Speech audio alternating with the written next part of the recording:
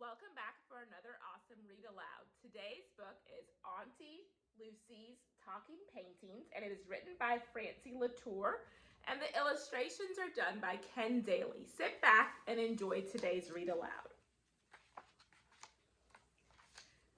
In my mother's bedroom, behind the family pictures and the jar that holds her wedding day flowers, a painting sits on a shelf.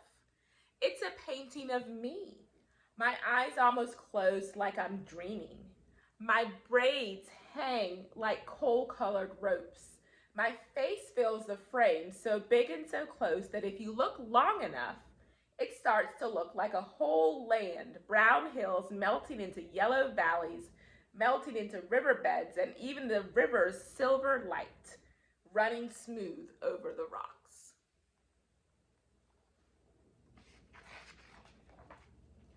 When I think back into the first time my Auntie Lucy painted me, I lose myself in the memory of people and places she brings to life with her brushes.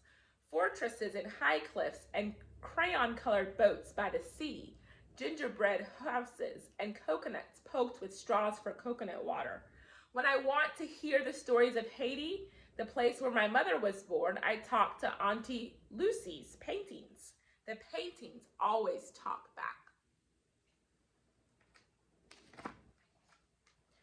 My mother says I was too young to remember Auntie Lucy painting me. You were only 7. Oikwe usonji jau sa'a. But I do remember. It is December, the time of year when I leave the snow and snowman making behind. I step onto an airplane. And when I step off again, a wall of heat wraps my body and instantly warms my blood. Inside the airport, Auntie Lucy waves to me, and the metal bracelets along her arm start to sing. My first question is always the same. Can I sit for you, Auntie Lucy? Will you paint me this time? Ti kauchu o feke me kotan, she says, cupping my cheeks, but not answering my question. She opens the trunk and makes room for my suitcase, pushing the pallets and clinking jars to one side. Then we drive through city streets and familiar scenes fly by my open window. There go the boys selling water ice by the pink cathedral. There go the market women balancing fruit baskets on their heads. There go the tap-tap buses painted with soccer stars and signs that say, Sigeni no ye, we are the children of Guinea of West Africa.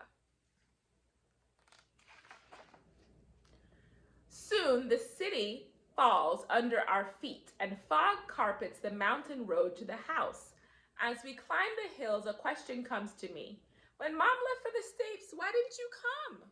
Your mother and I are different, Chichao, she says. When I close my eyes for good, I want Haiti to be the last thing I see. I help bring in the easels and sacks filled with paint tubes and rags. Auntie Lucy doesn't waste any time quizzing me on last year's lessons. Haiti, the land of mountains. That was the name of this place before the Europeans came. She snaps vanilla beans into a pot of oatmeal. Before the Spanish and the French, before your mother. She doesn't tell you these stories? At home, my parents play old compa records with friends late into the night. They argue over Haiti got broken and how it can be fixed. My brother and I listen from the top of the stairs. They tell stories about crooked presidents and bad armies. I say, is that true? Auntie Lucy places a placemat onto the table and sets down the bowl. The truth is a hard thing to untangle, she says, like a big knot of yarn. To tell the truth about this place, this tiny, tiny place, you have to look at its strong, powerful neighbor. You have to look at America. We put black mushrooms in a pot to soak for dinner. Then we tie on our smocks and take a familiar walk. Down the stone path, past the chickens and the gardens of Choublac, flowers, into Auntie Lucy's studio. Inside, Haiti's heroes greet me. Belair and Flan, her head wrapped in white, her needle stitching a new flag for a free nation. I see Dessalines and Louverture, the general who fought a way to win and force Napoleon back across the ocean. You remember what Louverture means? She asks. I could never forget. The opening, I say, the man who opened the way. My own heroes are here too. My grandmother, the tailor who made suits for the businesses in town. My great-grandmother who wore her hair parted in two buns and went blind from old age. If these paintings could talk, I wonder, what could they tell me? What would they tell me? With my slow, broken Creole, would they know I am their daughter?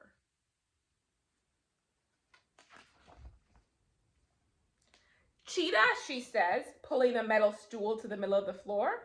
And when the moment comes, when I finally sit for her first portrait, I realize something. Wanting to be painting is one thing. Sitting still to be painted is another. I can feel my legs twitching and then my arms to keep my neck from tilting. I stop talking and my jaw locks. For a while, the painting knife and my auntie's singing bracelets are the only sounds in the room. Do you know why I paint? Tichao, she says after a long silence. I never thought about that. Because you're good at it, she laughs deep in her throat, then mixes more reds and browns. Because Haiti is so beautiful, I ask. Not always, she says. Sometimes it's almost too hard to look at.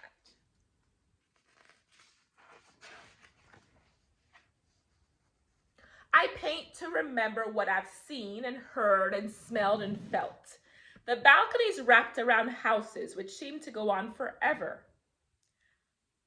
The fist pounding on neighborhood doors and sending people into hiding. To paint Haiti takes the darkest colors and the brightest ones, and all the colors in between.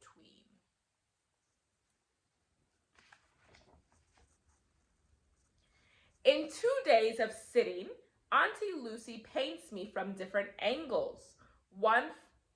On one easel, I can see myself turned completely to the side. In my face, I see colors I've never seen in the mirror. The caramel in my great-grandmother's skin and the deep berry in my grandfather's.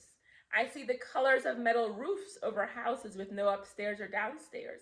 I see the ash of the earthquake dust from that time the ground shook and opened up. Auntie Lucy says our faces are like maps. I can trace yours halfway around the world, from the kingdoms of Benin to the sugarcane fields that turned into battlefields, where we fought to the death for our freedom, she says, all the way to this room in this light. I gather the brushes in the rag and follow my aunt to the washroom. Over the sink, I let the colors bleed together in the water, ash to cocoa to rust, butterscotch to nut, and nut to clay. You paint to remember Haiti, I say, but I don't feel Haitian enough. Sometimes I don't even feel American enough. Auntie Lucy holds out her hand. Try not to think of it as one or the other. Both together, she says. You were born outside, that's true, but you hold this place in your skin, deep in your bones. Colors do not lie. Her hands remind me of my mother's, lean but also strong, brown on brown. She folds mine into hers. I wonder what my hands will do when I'm older. I wonder what stories they will tell. Can I take it home, Aunt Lucy? Can I keep the portrait? Tichao, she says, it's yours. These colors, this people, this place belongs to you, and you belong to them always. What an amazing story. About the author. Author's note. We all have birth stories. In my family, we tell them often. My brother, the miracle baby, born so early he wasn't expected to survive, much less then thrive at 6 feet tall. My daughter, the daredevil, who could not wait to meet the world and shot out like a cannon, with people to see, places to go, and things to do. Nations have birth stories too, and though few people know it, the two countries at the heart of T'Chao's world, Haiti and the United States, were both born from the same fire, revolutions for freedom that changed the world. Only one of these revolutions is taught in school, a band of colonies that overthrew British rule, a heroic general named Washington, and a new nation of free citizens we now call America. But just a few years later, and a little farther south, a band of rebels on an island called Santo Domingue also defeated a powerful European ruler. They too had a heroic general named Louis Vuitton, and a declaration of independence from France under the Emperor Napoleon. When these rebels birthed a nation and called it Haiti, the whole world paid attention. Why? Because these new citizens who beat the French, the Spanish, and the British were black, descended from Africans who were forced across an ocean and into an inhumane society and system of slavery. The Haitian Revolution from 1791 to 1804 did more than overthrow a government. It overthrew an idea, one that Europeans invented and had to protect to keep slavery going, that they were white and that Africans were black, and that blacks were somehow inferior, less human, or not human at all. As long as this idea stayed in place, Europeans and Americans could use the forced labor of others to become wealthy world powers. They could write birth stories of freedom and democracy in our history books, despite keeping generations of black people in chains. For proving these ideas wrong, Haiti would be punished. From the moment this Black Republic was born, it was totally alone in the world. No country would trade with it or even recognize it as a nation. To get the recognition, Haiti had to sign a deal that guaranteed a future of poverty. It was forced to pay hundreds of millions to the French for the property that lost in war, an amount that today is worth about 20 billion.